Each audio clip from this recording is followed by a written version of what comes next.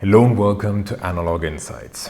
In today's episode, I take a closer look at the Lomo LC-A Minitar-1 art lens. This 32mm f2.8 Lomography Art lens is an exact copy of the lens that was built into the 1984 Lomo LC-A compact camera, hence the name.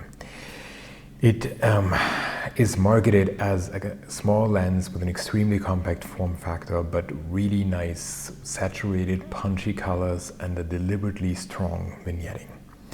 It natively supports the Leica M mount, which is why I'm shooting it here on the Leica M6 shooting film, of course, but you can also theoretically adapt it to all sorts of mirrorless digital cameras. So there are adapters coming from Lomography for the Canon R mount, the Nikon Z mount, and also the Sony E mounts if you prefer using it on a digital camera. Lomography sent me this lens for a review, so full disclosure as always, and I'm also sharing my honest opinion as always on this channel. For the initial test shots, I took the camera with me to a trip in Berlin and around Berlin, shooting both some Ilford FP4 and some Kodak Gold 200. And I also was a little bit reminded by the colors here on the front of the lens of the original graphic design for the Olympic Games in 1972 in Munich. And the famous graphic designer Otl Aicher designed the visual language of these Olympic Games. And since they recently had the 50th anniversary, they were all over the place again. And there were small exhibitions and so on. And I thought, hey, it would be a great idea, since it reminds me a little bit of it, to just take out this lens and take a couple of shots trying to find remnants of the 1972 Olympic Games here in Munich, or graphic design pieces that were recreated based on the original graphic design by Otl Aicher. And these images turned out more to be, I would say, reportage photographs, and not so interesting in terms of their artistic value, but rather capture this particular color series that was used for the Olympic Games back then. If you are interested in this lens, I can also highly recommend you take a look at Phil Knall's YouTube channel and his review. He is the reason why I was interested in this lens, because he took some beautiful Tokyo back alley street shots during the rain, and it always has a really nice way of reviewing these lenses. So he got me originally interested in it, and if you're interested to learn a bit more about this lens, I can also recommend you take a look at his review as well. So without further ado, let's dive in there and take a closer look at the Lomo LC-A Minitar-1 art lens.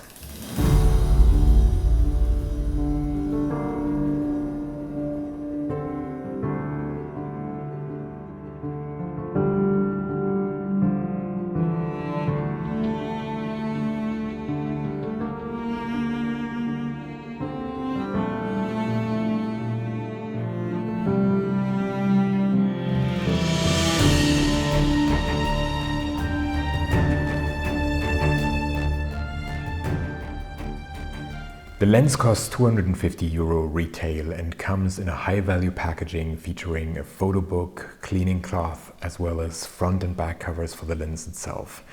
And as a 32mm f2.8 Leica M mount lens, it is of course as such quite an inexpensive alternative to many other 35mm range lenses for the Leica M mount. You can think of on the cheaper end, of course, the TD Artisan, 7 Artisan, Vogtländer and so on lenses, but of course you can also go all the way up and either go for a vintage Leica M 35mm or even a new one, and then we're talking completely different prices here. So for that spectrum, it is quite an inexpensive lens, and yet you shouldn't look at it just as a Leica M mount lens, but as Lomography highlights on their websites, it's really the core idea is bringing that look of the Lomo LC-A, as they call it on their website, quote, brilliantly vivid colors and gorgeous vignettes on a wide array of analog and digital cameras. So this is what they intend to do. If they set out to do that, I can really say well done, because the 1984 Lomo LC-A is of course known for these vivid colors, the strong vignetting, but also that compact form factor. And they really retain that, and even down to the zone focusing system with its 4 steps. And these little colors that I already mentioned here, that works perfectly fine on the rangefinder as well. So you still have these major 4 stops in there at 0.8, 1.5 and 3 meters, and then infinity. But you can also go in between and refine your focusing if you want to, but for really quick street shots, zone focusing style and so on, it works equally well. And Lomography also highlights, by the way, the handmade craftsmanship of these art lenses. Of course, I cannot testify to how exactly it was made, but to me it feels really solid and nice to the touch.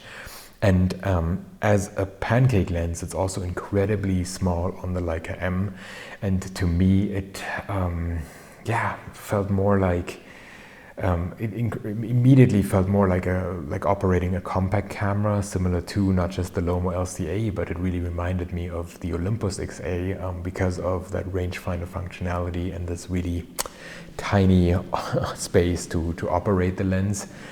That, by the way, took a little bit getting used to, but then was a lot of fun. So they really managed to capture the original experience and to take it directly to the Leica M in this particular case.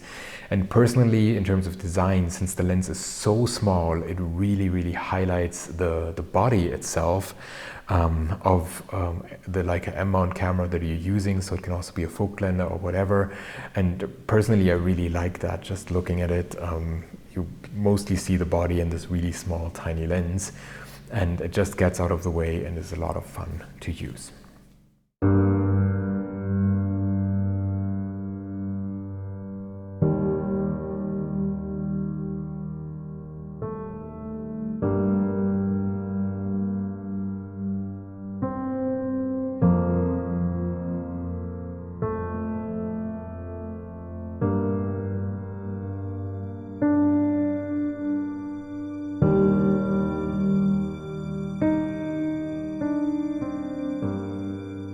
The Lomo LC-A Minitar-1 art lens is constructed of 5 elements in 4 groups that are all multi-coated. The lens is surprisingly sharp and contrasty at the center, but the quality significantly deteriorates towards the corners of the frame. And especially when it comes to distortions, this is remarkable about this lens, and I have a couple of examples here. For instance, this house entry that I photographed in Berlin. You can see the upper line feels still relatively straight, but the lower line here feels really warped, and of course in reality both lines were completely straight.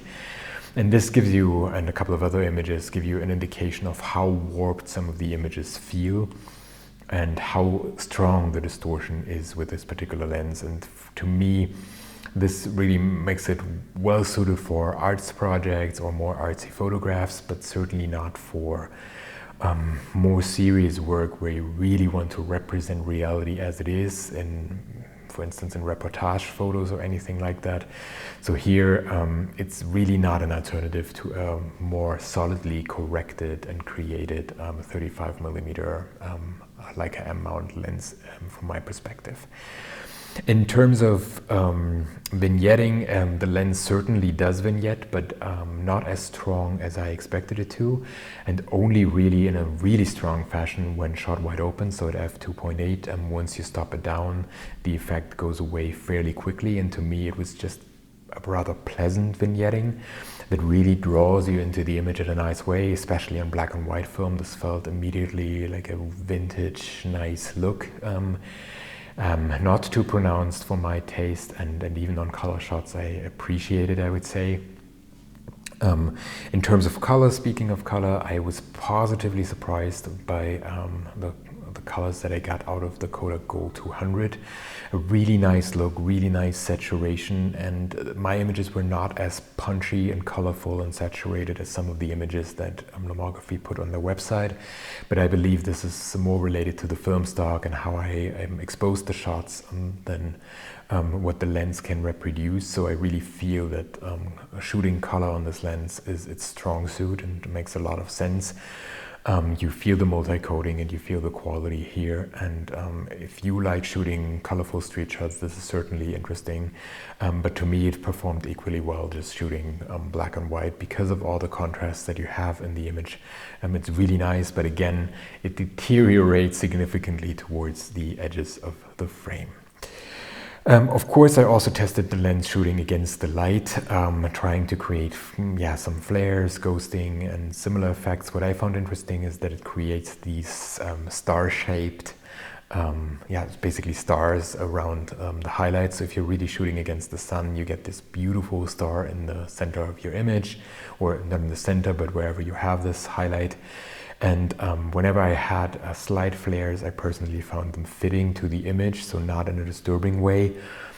But again, it's not as well corrected as many other 35mm lenses for the Leica M mount would be.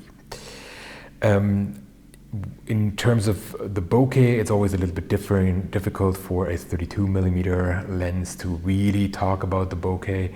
I nevertheless tried creating some images that show a little bit of a bokeh and have a nice transition between the in-focus area to the background area. Here, for instance, in Berlin, I took one image, again 32mm, so there's a lot of other stuff in the frame, but nevertheless I found that interesting and pleasing, that transition from the in-focus areas towards the background. But again, you can see how much it falls off towards the corners of the frame, and also how it gets more busy there. So not as beautiful as around the sharper areas in the center. And with respect to that, it's really important to mention that, of course, this is how it performs on a full frame camera, in this case on film, and it would behave completely different on a micro four thirds smaller sensor digital camera, because of the crop factor, of course. So you wouldn't use then the entire area of the lens, but have only a smaller part, and that, of course, also limits these effects that I'm describing. They wouldn't be as pronounced as they are here in terms of vignetting, deterioration of the corner sharpness, and bokeh, and so on. So overall, to me, this lens really delivers what it sets out to do. It is an inexpensive alternative that is great for shooting arts projects or artsy photographs, but it is certainly not well suited for capturing reality as it is and for more serious reportage projects. But if you're not into that, but just want an inexpensive, nice alternative for your Leica M or something else, it's a really nice lens that completely fits the Lomography brand, in my opinion.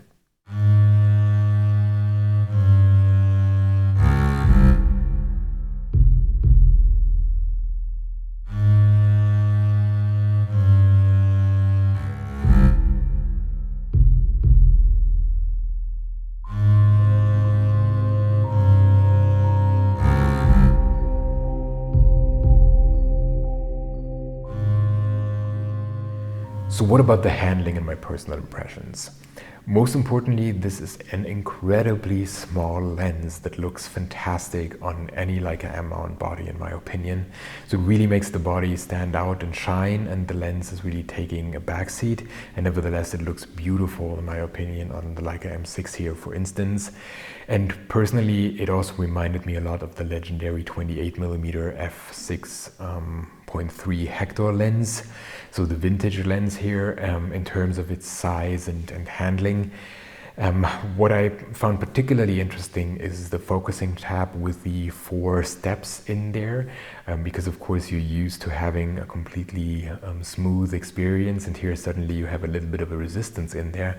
But once you get used to that, it's really convenient, and you know, okay, where are there some steps, and if you memorized, okay, which focusing step is what, it is great for zone focusing as quickly as possible and really intuitively. With respect to the aperture tab, it's a little bit different. So you don't have because of the small size of the lens, you don't have a traditional aperture ring. You only have an aperture tab. And personally, I found myself often fishing for that a little bit before finding it. But then once you have it, what is really nice is that it's basically a stepless aperture. So I found myself often fine-tuning my exposure and the light and how much I want to expose the film plane by using my built-in light meter on the Leica M6, and then really refining how open I want the aperture to be. And that was of course very similar to the cinema lens experience with a stepless aperture as well, and I really appreciated that. The only real downside to me was that because of the small size and the tricky handling with your fingers up there, I had a lot of shots featuring my fingers somewhere in the corner of a frame. Again, a very similar experience to the compact cameras like the Olympus XA or the sometimes even original Lomo LC-A, but theirs is not as pronounced, for me at least, with the Olympus XA. So you get some images back and you're just like, why did I do this? And why did I not think of that? So if you're shooting this lens, I can highly recommend you think of that. And the only last thing is that what is really convenient is that once you attach this 32mm lens, on a Leica M mount, it automatically selects the 35mm frame lines on my M6 here, which is great, but nevertheless 35mm are not exactly the same. So I had a couple of compositions, especially in the beginning, that just featured some elements that I didn't want to have in the frame. So that took some getting used to and just framing, composing a little bit tighter over time, going one step forward and so on. But once you get used to it, it's really nice, and the 35mm are enough of an indication of how the final composition will look like. So overall, a really solid, nice lens, a little bit tricky with the two different focusing and aperture tabs up there. And don't forget to remove your fingers before taking a shot.